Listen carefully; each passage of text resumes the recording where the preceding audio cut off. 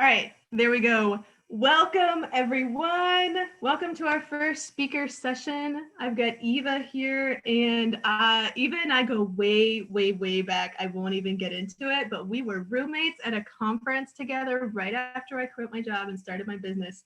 So she and I go way back, and I just love her. I love everything that she does. She's a life coach and an NLP practitioner, and her focus, her zone of genius, is really helping you with self-love and your relationship with yourself and with others, and just really knowing who you are as the foundation. That's the starting place, right? Before, everything that we think about, like when we talk about 2021 and what we want to do, what we want to build and the success we want to see, and figuring out all the things we're going to talk about this week, like clarity is always a huge thing. What do I do? Which things? What's possible for me? So we're going to start. I wanted to start this week at the starting place, which I knew would be with Eva. So Eva, take it away. What do you want to talk about? Hello. Hi. Well, hello anyway, from all the way from the UK, London, so it's a bit dark here. Yes, I'm so happy to be here, a bit nervous, but so happy to be here with you, because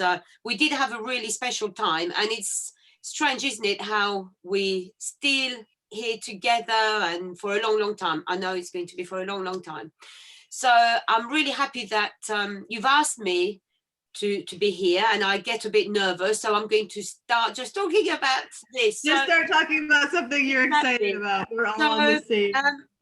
So it's about self-love. So what has self-love got to do with business, with building a business, right? Because we're coming away from that practicality of business building, and it has so much to do with business, and in fact with everything in life. So what is self-love? A lot of people ask me, because they're a bit confused about what self-love is, loving yourself, self-love. And the confusion is that very often people think it's self-care, and although it's got elements of that, it's not really that. It's not even really self-achievement. And I'll come back to all these definitions. Is it connected to self-worth? Because feeling worthy is always the first thing I think of. Right. But this is, and this is where the problem really lies, is that people do think it's about that worth, feeling worthy, feeling, I've achieved things. And so it's not really about that. It's got some elements later on, but this is where I explain, well, we have to be very careful about creating from love and then creating from ego. And these are the two things that we need to remember as we navigate along life, which one is which. And so self-love really is knowing who you are. That really is that, because self-love is aligning with love. That's it. It's aligning with divine love. And the other side is coming from ego mind. So ego mind, where you have to tick boxes. I've achieved this. Look, this is me. So I should love myself because I've done lots. I'm a good person. I'm this. And we then put attributes. And this is where people then, they start feeling that, okay, I've got to have a list. Otherwise, where is my worth in there? When our identity is our job or our role or our accomplishment. Exactly, or all the things that we've achieved, when all along what I had to connect with, and I talk about learning, because we don't learn to love ourselves. It's a natural way of who we are, right? Okay. So why it's so important is because when we then creating, we need to understand that we creating from love. Otherwise, if we create from ego, we get into the fear, we get into comparing ourselves, we get into many other areas where that is going to bring frustration in our business, is going to bring that element of sometimes negativity, or so. I was going to say that has a feeling to it. It has an energy to it. Exactly. So self-love is that. So before I actually explain a bit more about what it means, I thought I'd tell you where or when I came across the self-love, that idea. And so it's about 18 years ago, quite a few years ago. And I already had my 3 children. They were very little, and I was in really unhappy place. I was very unhappy in my marriage and with his family. It was just quite difficult time. My parents are Spanish, and I was born in Paris, in France. And I came to England as a young student because I wanted to improve my English. And so here, when I got married here and I had my children, I had no family but them. When that was very, very difficult, I didn't know who I was. I hadn't known me for many years because I grew up with a narcissistic mother. And that, again, in itself, it's a whole story in itself. But I was at that point then, about 18, 19 years ago, where I had tried so many things. I always say, I was born, I think, to have my own business, I was very creative. I was a teacher then, but I'd also tried, I had a business in translation. I also taught aromatherapy. I also started a business selling clothing for children, everything I could, because I wasn't very good at being employed by somebody. I had to be creative. And so somebody could say on the outside that I was quite confident because I tried so many things. But something inside of me, you see, was always looking for the next thing. Well, what could I do? I was really very unhappy. So I decided that I had to be free to be myself. I had to be me because I felt suffocated, but I didn't have a clue who me was. So anyway, I got divorced, and I realized at that time that if I didn't understand me, if I didn't know who me was, I was going to recreate other relationships and other similar situations. Oh, I love that. If you didn't know who you were going to recreate what was familiar.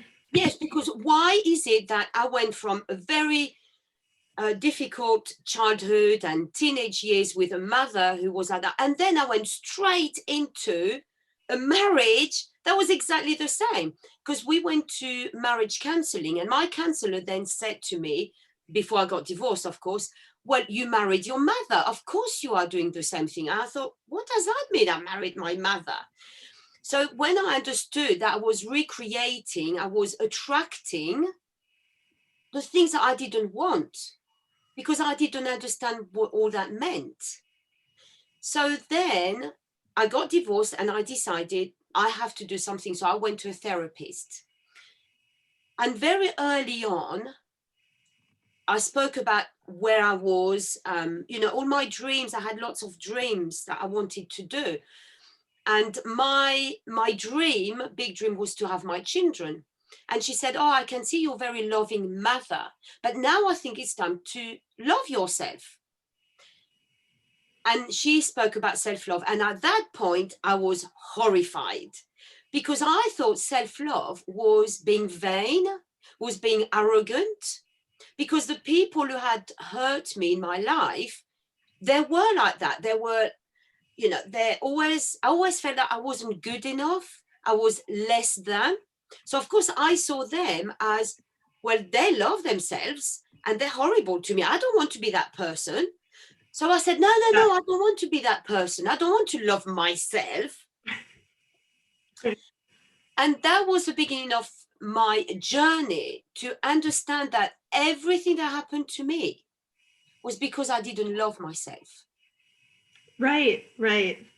And that was that, wow, the light bulb suddenly, when I realized, oh my gosh, so you saying that when you understand what self-love is, you understand that you are free to be yourself, that you can be even more loving you can be more creative because you're doing that from a completely different standpoint. Yes.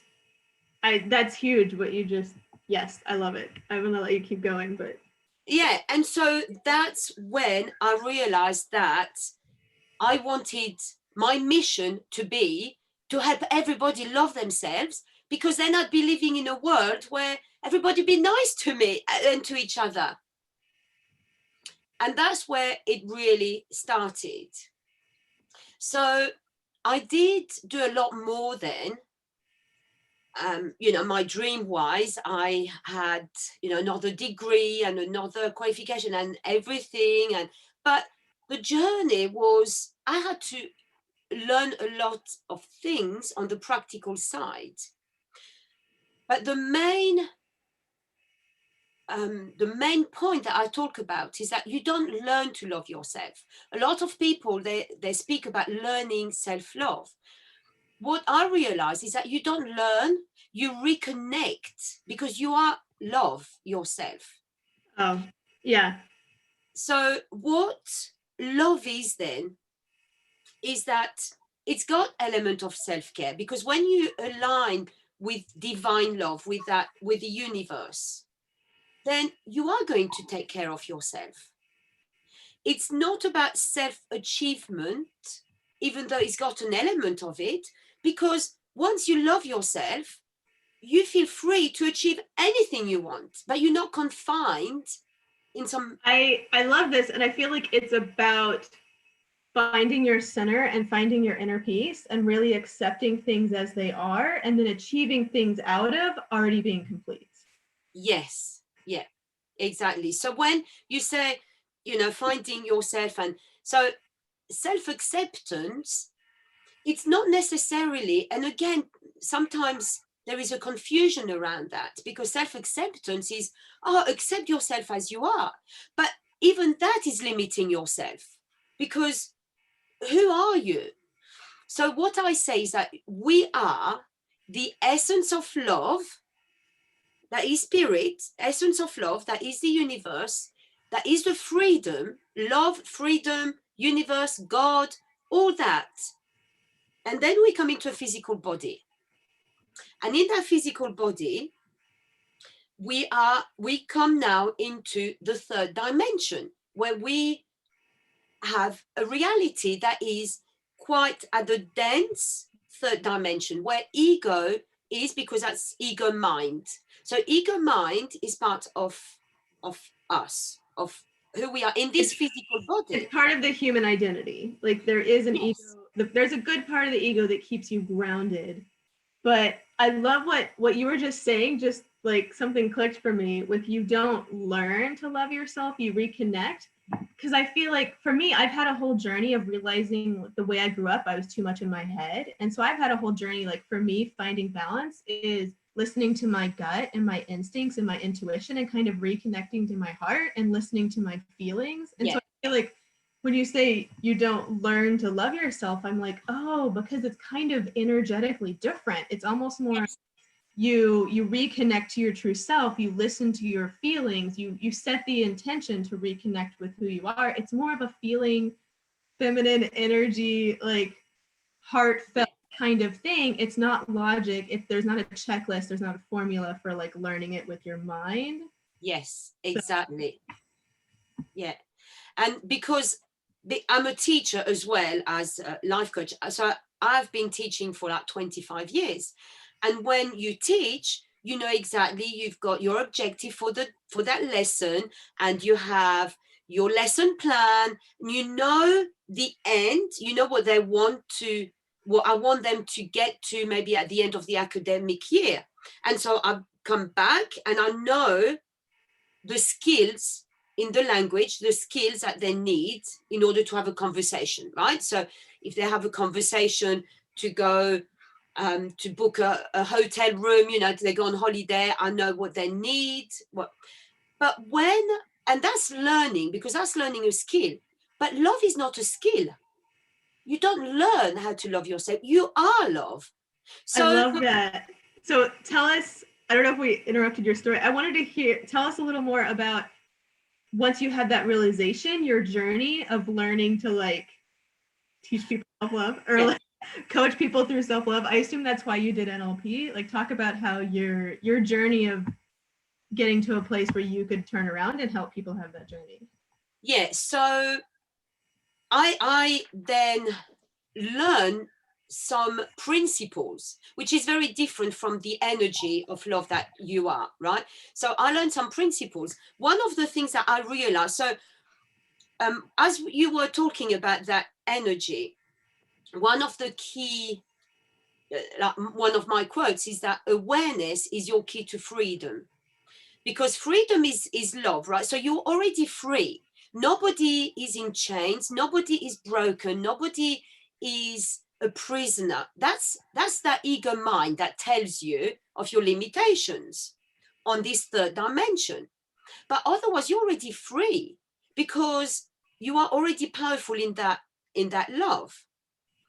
So once we start becoming aware, and that takes time, because even now there are still things I become aware of, because your spiritual growth is forever until we get really to that fifth dimension. And once you're aware of that, it's like, wow, it's like you can see what comes from love and what lives in ego mind. And when you're in that place, you can create so much better. So when you are creating a business, and sometimes you feel there is something wrong, that now you know what is coming from ego mind, so you know how to deal with that. So this is why it's very important to understand that the awareness and the feelings and being able to recognize when you're creating from love and recognize when you're creating from ego. Or even I loved it in my journey with this. I read some of Marianne Williamson and Gabrielle Bernstein, and it really helped me, this concept of just in every moment as I saw myself about to make a decision or about to react to something, just like, am I doing this from a place of love or am I doing this from a place of fear? And that kind of really helped me with learning to just kind of feel like, and then this idea of just like stopping and choosing to recenter and reconnect and just setting that intention to reconnect with love before I react or before I commit or make a decision or whatever. And that is a journey, because so what happened is that once I became completely aware what self-love was, and that was so freeing in itself, because at that point I started, it's like that bit of awareness started showing me that, okay, so I don't need other people then to feel loved, because I was so desperate to feel loved. I mean, we're talking at one point when I came there, my grandmother had died, maybe like 3 years before that or something like that. And that was the biggest devastation in my whole life, because to me, my grandmother was the only that person who showed me that unconditional love. I didn't know that before, I didn't know that outside of her. So at that point, I was still desperate to be loved, growing up with a narcissistic mother. So you can imagine that achievements, creating my business, being successful, doing all that was coming from that part of me where I had to show how my worth was. But you were filling a void with that. Yeah. And nothing worked. I mean, back then people were saying to me, oh, but you're such a confident woman. And I thought, where do you get that from? Because I never saw myself as confident. And when they started, well, you speak. Because we see ourselves differently through our own lens. Exactly. We see ourselves through whatever our stories are. And I heard something fun recently about how we see ourselves through the knowledge and the judgment and the whatever and the mess of like our entire lives, whereas someone else will look at us and potentially more easily just see the divine in us and see the love and see all the good about us and everything that we're bringing to this moment. But we bring with us our knowledge of our past and whatever our stories are about our past and who we are. Yeah, absolutely right. Yeah, exactly that. Because this is where self-love in a business is so essential, because otherwise we are forever trying to achieve something. Or you know, people will talk about how much money are you making in your business. And all that is absolutely freeing. I want to be as successful financially as I can, but still from a, you know, a freedom point, not how much I've achieved. Because otherwise, the more you tick, the more you want to tick,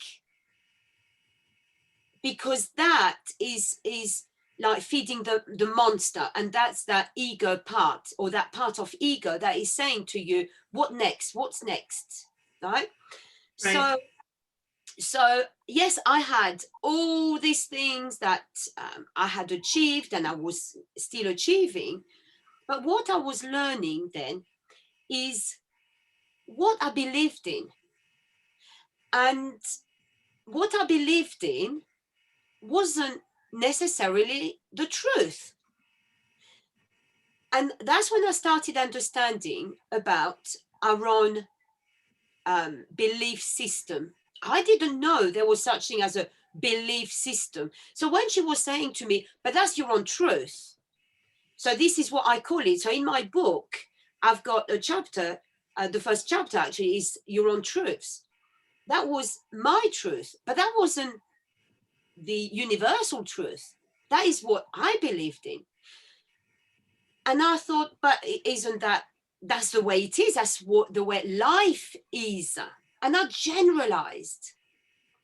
Well, and your beliefs create your own reality. Absolutely. So she said, well, your beliefs are your beliefs, and your truth is your truth, even though it might not be the big truth, but it's true to you. So now you need to start changing that truth. And I thought, how do I do that? I didn't think we could change a truth that had been imposed on you. And all this is, well, you know, but it's, you know, the other thing is that it's not as if I was so unexperienced. I mean, I lived in Paris, so I was going to school. My friends, a lot of my friends, they were French. At home, it was a Spanish culture.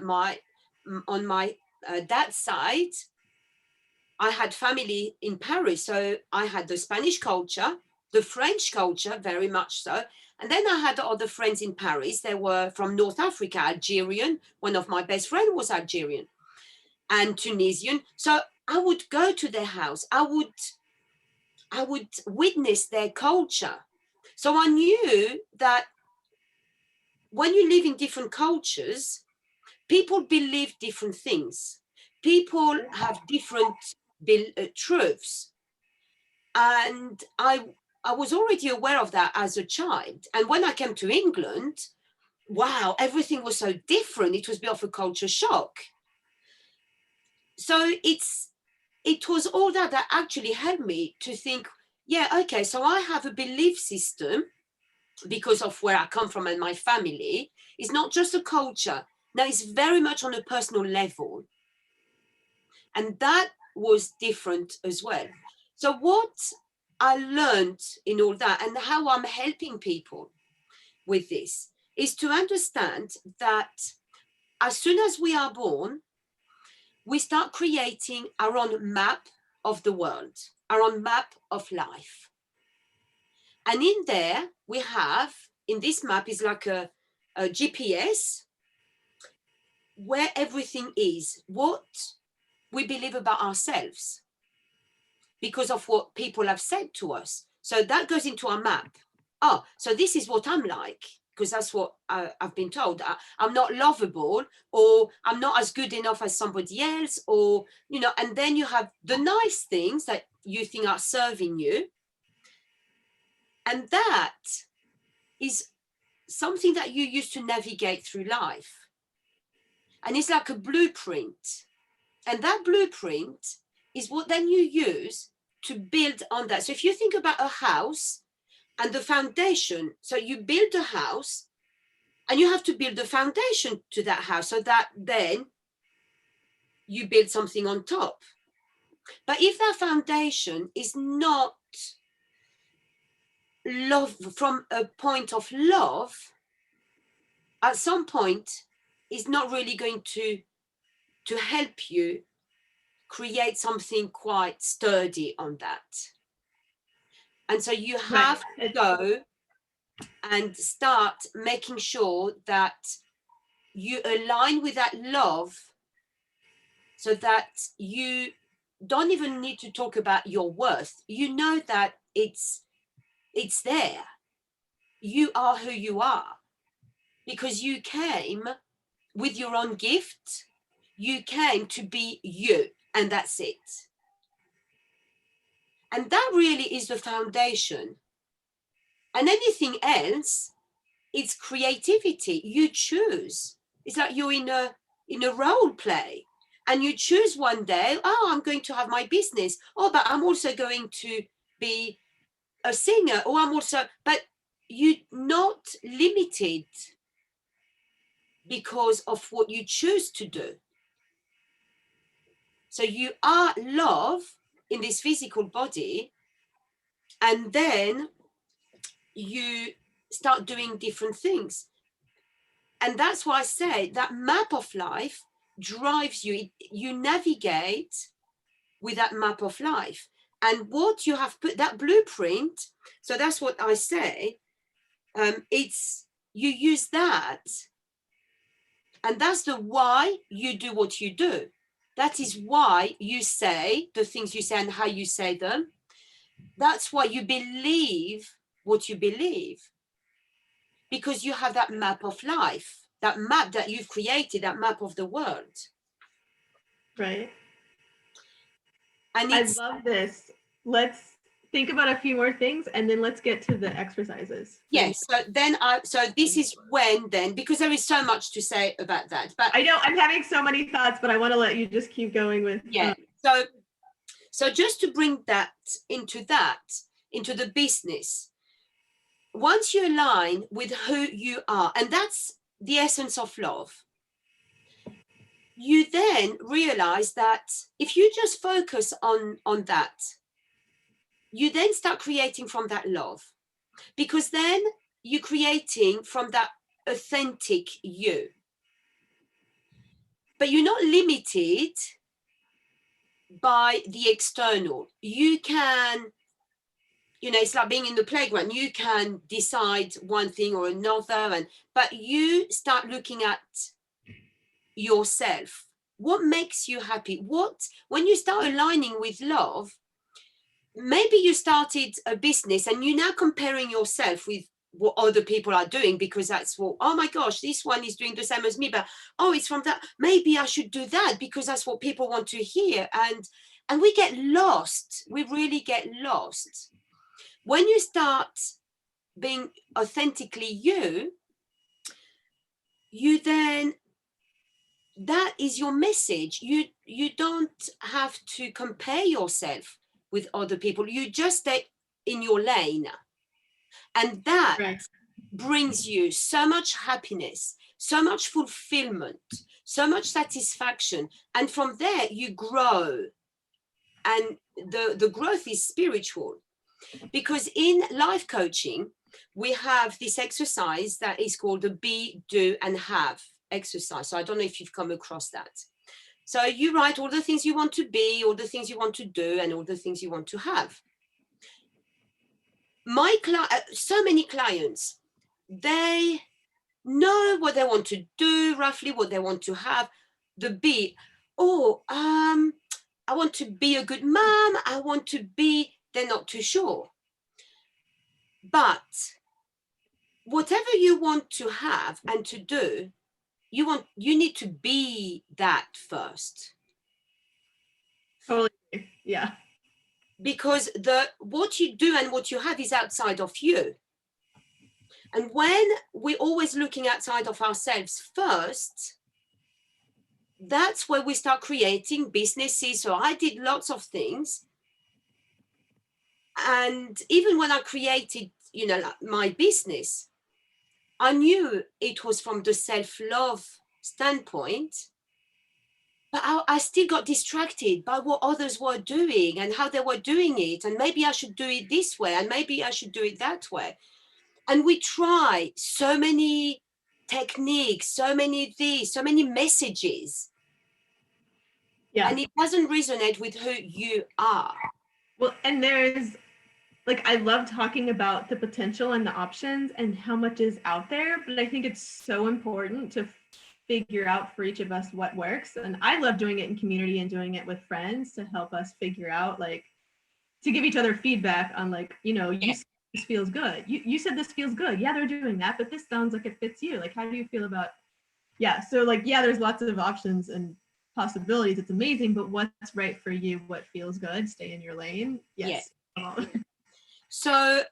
So then, because how we feel about ourselves is then going to be reflected in how we feel about life, how we feel when we relate to other people, to our business, you know, everything. So this is why knowing yourself, starting there, is so important.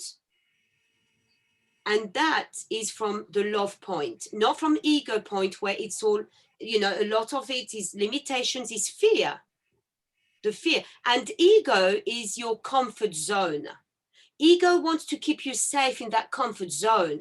No, you shouldn't go outside because you might get rejected.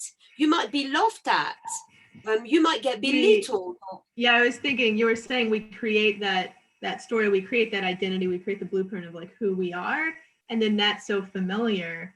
And I assume you were talking about how you had friends in other cultures and you could see that other people believed other things, but did you have a point where you realized that you could change your own beliefs? Because you can see people, but it's a totally different, but we can still be stuck in like, but that's not my reality. They do that, but I somehow can't, or I play by different rules, or I have my own story, my own reality. Yeah, absolutely. And the first book I wrote was about inspiring students to learn languages. And I think it was in the introduction where I said that as I knew other cultures, I was saying, I wish I could create my own culture, which really meant my own reality, my own way of doing things, because that's quite good.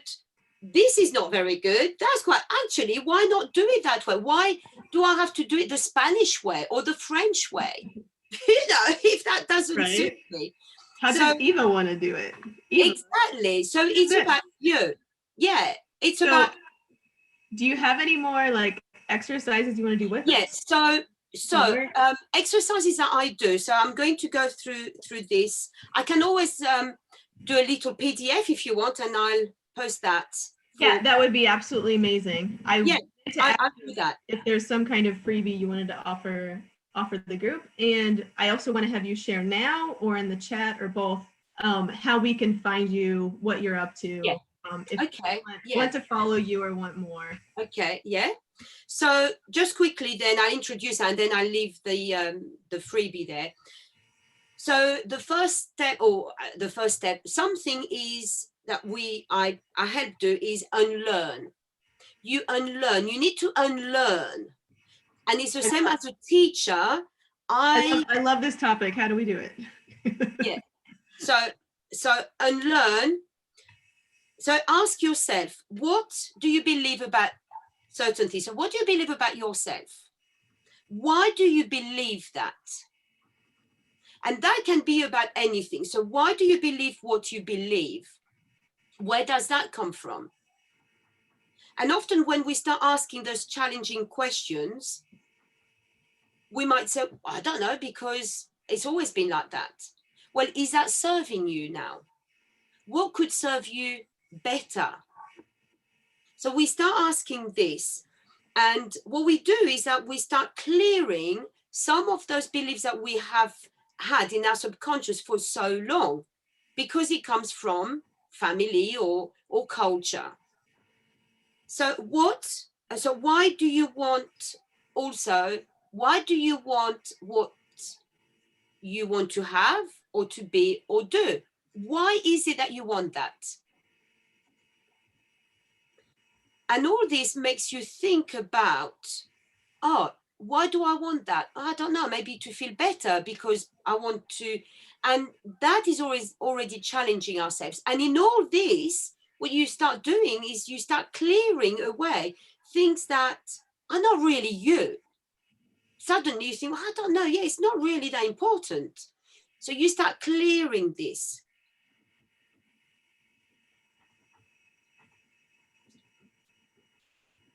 I love that. You start clearing things that aren't really you. You kind of, and certain things, when we verbalize them, we have feelings and reaction. And we're like, oh, really? Is that what I really want? And I feel like, why do you want to be, do have, you know, XYZ? Yeah. That helps you dial in on what you do desire. What are your desires? What actually makes you excited? Yeah. And where are you in all this?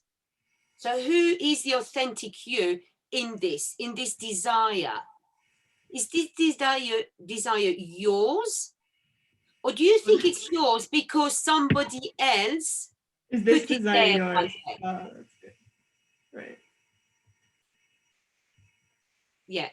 So there are other things, but there is so much. But I thought that this would be quite good. And within that, at the end, what I put as well is that we need to start letting go of the self-criticism.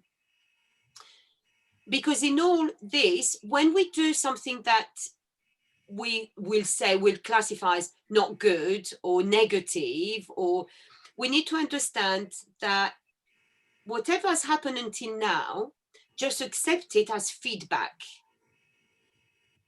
Instead of criticism or failure, it's feedback. Yeah. And it's part of the awareness. Wow, now I know this. What can I do with this? Now Yeah, that I'm I aligned love with love, what can I do to create from that love point where I'm free?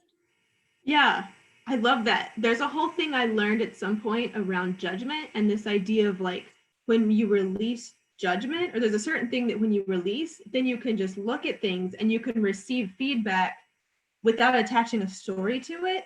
And just, I'm on a process, I'm on a journey. I just learned something. Now I've learned that thing. And you know, without the emotional judgment or the self-criticism, you know, aspect of the experience. Yeah, and it is, you know, you have that. I see that in schools when some of the students are expecting 100% result and then they get 80%. And I remember this 12-year-old girl who cried because she got 80% and not 100%. And I had to coach her around all this and to say, but that doesn't define you, and this was just feedback. What can you do next time? Right. When you see the 80%, what's the story that you're telling yourself about that? Like how are you interpreting that? And so Exactly. so I'm so excited. So you're going to create a PDF. Yes. So by Monday, so people are watching this on Monday afternoon. So I'm going to go ahead and tell you guys, hey, there's a PDF linked with this post. So go ahead and download it, print it, and do it. And everybody, please share whatever you want to share the rest of the day. Let's be in the group sharing some of your takeaways from this. Eva, thank you so much. This is amazing. This is actually like all our speakers are amazing, but when it comes to just like what I love, this is like my favorite stuff. The like what you believe in changing your beliefs. That's like my sweet spot as far as like I could go deeper. We might have to think about a follow-up workshop or event or some kind of. Yes, I mean I have a system, you know, in my coaching program, and one part of it is about releasing and letting go. That's quite powerful as well. So I love that. Well, you and I are going to be chatting more about this, but as we always do. I love hearing more of your story. I kept trying not to say like, yeah, I've heard that, and like just let you tell people, because it's like, oh yeah. This has been amazing. I'm excited to see reactions to all the sessions, but I feel like with most of the speakers, we're going to be scheduling in January and February, like, oh, please come back. Let's do, you know, a 2-hour Zoom call training, like with people to follow up. But this is largely to introduce and to network and to just prepare for 2021.